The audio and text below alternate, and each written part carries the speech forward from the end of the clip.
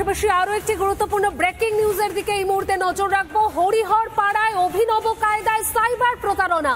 Cyber প্রতারণার শিকার হরিহর পাড়ার চিকিৎসক রুহুল আমিন, পঞ্চায়েত সমিতির সভাপতির আত্মীয়। অভিযোগ, রুহুল আমিনের বাড়ি বিক্রির ভুয়ো তথ্য ছবি দিয়ে সোশ্যাল মিডিয়ায় পোস্ট। সোশ্যাল মিডিয়ায় বাড়ির দাম ধার্য করা হয় 3 কোটি টাকা, অর্থাৎ বুঝতেই পারছেন অভিনব কায়দায় প্রতারণা।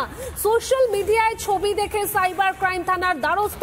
সাইবার ক্রাইম থানার তরফে তৈরি করা হয় একটি টিম, আর সেখানেই 3 প্রতারককে হাতে নাতে পাকড়াও করে পুলিশ। ধৃতরা হলো তাপস সিং, আলমগীর শেখ, আসাদ শেখ। ধৃতদের বহরমপুর আদালতে পেশ।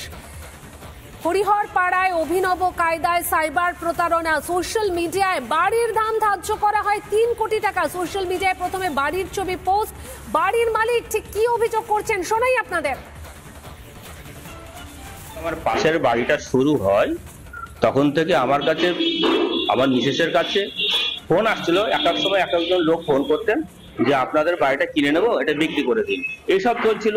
যে আমার বাড়ি বিক্রি করার জন্য ফেসবুকে মানে ছবি দিয়ে একটা পোস্ট হয়ে গেছে যে আমার বাড়ি বিক্রি হবে। আমি এবং আমার রিলেটিভ অভিযোগ করতে গেছিলাম যে এই হয়েছে।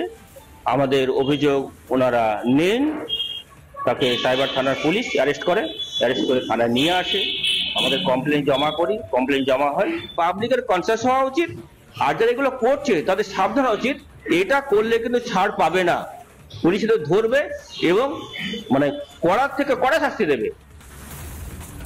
সোশ্যাল মিডিয়াতে বিভিন্ন বাড়ির ছবি তুলে পোস্ট, আর সেই বাড়ি বিক্রির ভুয়ো তথ্য ছবি দিয়ে সোশ্যাল মিডিয়ায় পোস্ট করে এইভাবেই প্রতারণা চক্র চলছিল। আমাদের প্রতিনিধি ইন্দ্রাশিস ঠিক কি ছবি তুলে ধরেছে একবার দেখাই আপনাদের।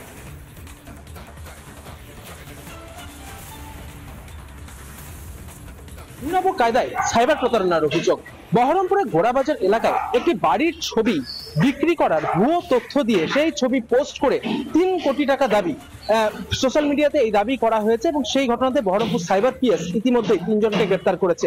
এই হচ্ছে সেই বাড়ি, যে বাড়িটি 3 তলা, এবং এই বাড়ি ছবি সোশ্যাল মিডিয়ায় দিয়ে কিন্তু পোস্ট করা হয়েছে যে এই বাড়িটি বিক্রয় করা হবে এবং তার জন্য 3 কোটি টাকা কিন্তু দাবি করা হয়েছে।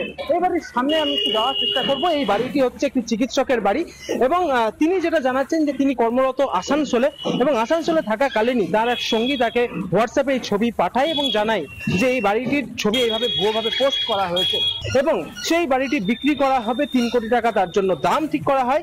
এবং শেষ অবধি এই ভুয়ো তথ্য, এই সোশ্যাল মিডিয়ায় এই ভুয়ো পোস্ট দেখে সাইবার পিএস এর দ্বারস্থ হন বাড়ির মালিক রুহুল আমিন এবং তার স্ত্রী।